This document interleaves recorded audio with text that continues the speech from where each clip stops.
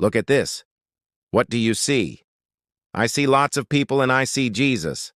Let's listen to what's happening. When Jesus looked up and saw that they were coming, he said to Philip, "How are we to feed all these people?" He asked this to test him, for he already knew what he would do. Philip answered him, "It would take more than what we have here to feed them all. We would have to get more fish and more bread, and we'd need a whole lot of it." Now there was a young boy there who had 5 barley loaves and 2 fish. And he said, "Look what I have. But what good is it going to do?" Jesus said, "Make everyone sit down in groups of 50 or 100, so that it will be easier to distribute the food." So the people sat down. Then Jesus took the loaves, gave thanks to God publicly, and with 1 loaf in his hands, he broke it and gave it to those who had been sitting there. He did the same with the fish, giving portions to everyone, and as much as they ate, all were satisfied. And he said, "Pick up what is left over. Let nothing be wasted here." So they picked up 12 baskets full of broken pieces of bread and fish. This is the story of Jesus feeding the 5,000. This story is found in all 4 Gospels. And today we get our lesson from this passage. Our God is an amazing God. Even when things look impossible, our God can do the impossible. When Jesus asked Philip, "How are we to feed all these people?" Jesus already knew what he would do.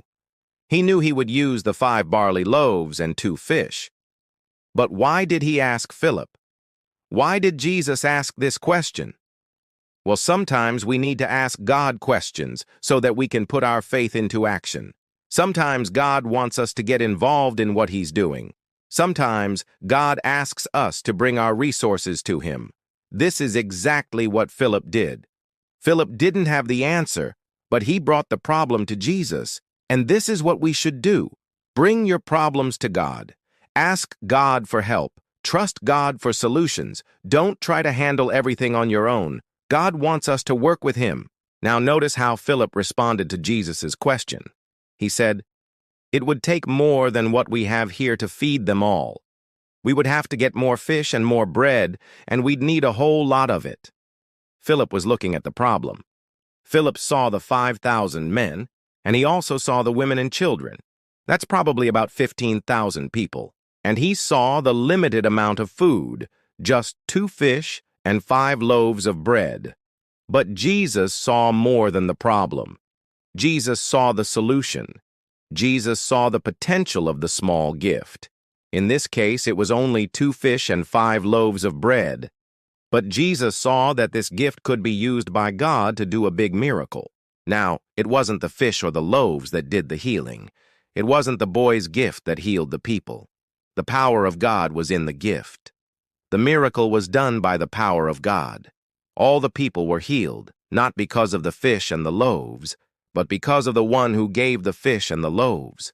All the people were fed, not because of the food, but because of the one who gave the food.